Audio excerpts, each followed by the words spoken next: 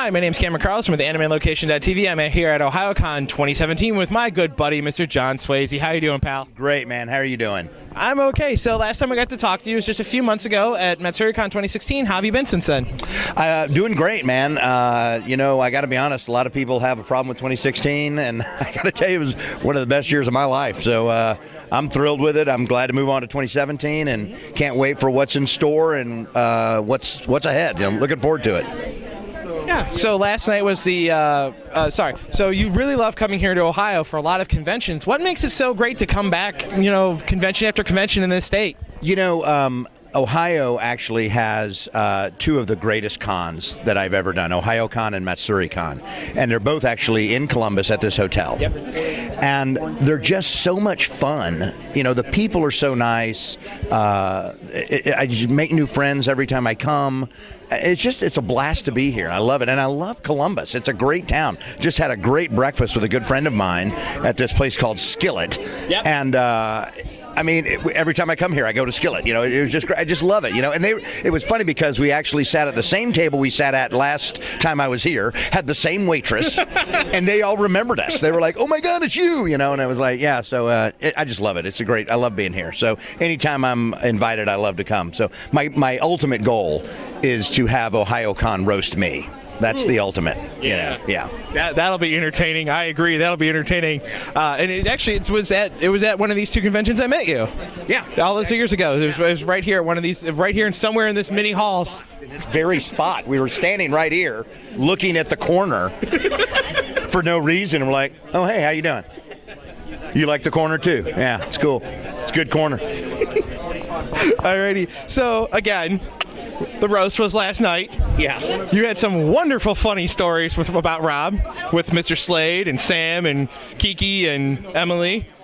How was it last night? Again, no information can be revealed. Yeah, sure. So the roast was a blast. The other folks that were there were Rob's comedy partners, Whiskey Brothers and stuff. So I know Rob just from doing anime and that kind of thing. And we just had such a blast. I mean, it was so much fun. And I was racking my brain out over the last couple of months, like, what am I going to say about Rob? What am I going to say? And I would drive around in my car, and I'd start, like, just doing a monologue, like, what can we say about Rob Mungle? Blah, blah, blah, blah, blah. And I was like, oh, that's hilarious. And I'm like, I'm in my car, though. I can't write it down. Remember.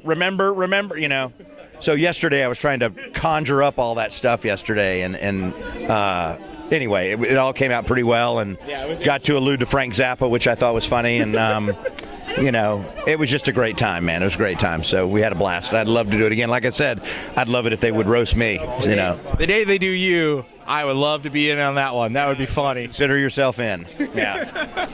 Alrighty. So now we're going to jump into anime. You got to work over the summer at Funimation on Hero Academia. What was it like being part of that and seeing its art style? I mean, it's a little unique. So what was it like just working on that project in general? Well, it was like, I hate to say sound boring or anything, but it was like working on any other project. It was fun to do. I was privileged to be a part of it. I had a lot of fun.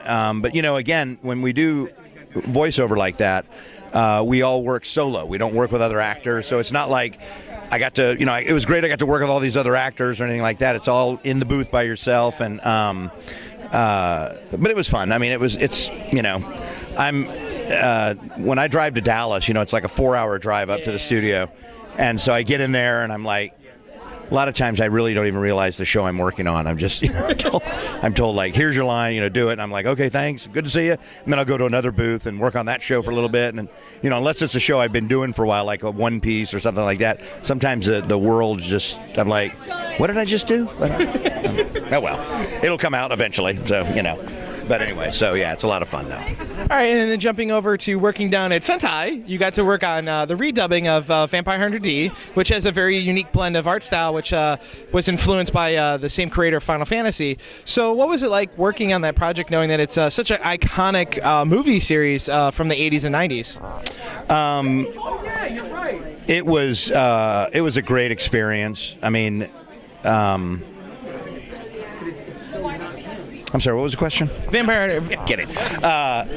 No. Again, it was fun, but it's it's the same kind of thing. It's just you walk in, you do your stuff, and you're out. It's but the style of the artwork is gorgeous. And it's fun to see it. And sometimes you can get in the booth and you'll be like looking at the screen, you're like going. And they're like, dude, do your lines. I'm like, oh, I'm sorry, because you're so engrossed in looking at the artwork. But so it was fun though. I loved it. I didn't really think about though. That never crossed my mind about this. The same guys that did. That never really crossed my mind. But it was still beautiful to work on. It's such a gorgeous film. I've watched both, and I'm like, there's a reason why he chose to stop doing Final Fantasy and do this, because it was another creative outlet for him. So sure. I was really happy he was able to do it. So, keeping on anime, Attack on Titan does not stop. What's it like to hear that the season 2 might be picked up by Funimation here coming April? And where do we might see Mr. John Swasey fit into this all over again? I'm thrilled if Attack on Titans gets picked up again and they bring me back in. That's always good news. It's very funny too, because I come to conventions and meet fans and stuff, and they say things like, so what do you think about Attack on Titan 2 getting picked up? I'm like, I didn't know they did. Good news. Thanks for sharing. So as voice actors, we're stupid people, and we're really kept in the dark. We're like mushrooms. But anyway, so we don't always get this news. They don't call us months out and go, "Hey, we're doing this," or So hopefully, I'll hear something in the next few months, and they'll bring me back in, and I get to reprise the role, and it'll be good.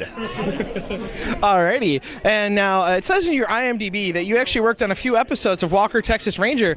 What was it like doing that? We've known you've done on-camera work, but being in a actually well-known television series is a pretty big deal. So what was it like working on set with Mr. Chuck Norris? Chuck Norris. He's short.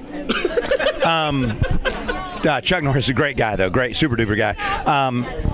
When they were doing Walker, Texas Ranger in Texas, it was of course, a big show, and it was one of those things that every actor in Texas wanted to audition for it, because it was the steady work that was there, right? And I auditioned for it, I don't know how many times, and in 1996, I was in a car accident with my then fiance, now my wife, and it was a bad car accident. We rolled over and all this stuff, and I got a big gash right here on my face, had stitches in my face and everything. And I went and auditioned for this Walker, Texas Ranger. But it happened, the audition was in Houston because they were going to film in Galveston, Texas. Yeah, out on the island, yeah. Yeah, so I went in and I got these stitches on. Well, of course, when you audition for Walker, Texas Ranger, you're usually auditioning for a bad guy. Because Walker's the good guy, right? Yeah. So I went in, read the lines, and they're like, oh, that was great, man. Well done. And I said, well, just so you know, I'm getting my stitches out in about a week, just so you know. And they're like, no, leave them in, dude. That looks good. I'm like, well, no, I'm not going to do that. But thanks anyway. Anyway, I got the part. So it's the first time I got cast on the show. So we're down in Galveston. We're filming at this bar right on the seawall. So the beach is right there. Yeah, I know this wall. It's called the Poop Deck. Is the name of this bar. It's an old biker bar, real dive bar. We're out on the deck, and I'm sitting there, and the director, Michael Priest is his name, and he directed a lot of walkers.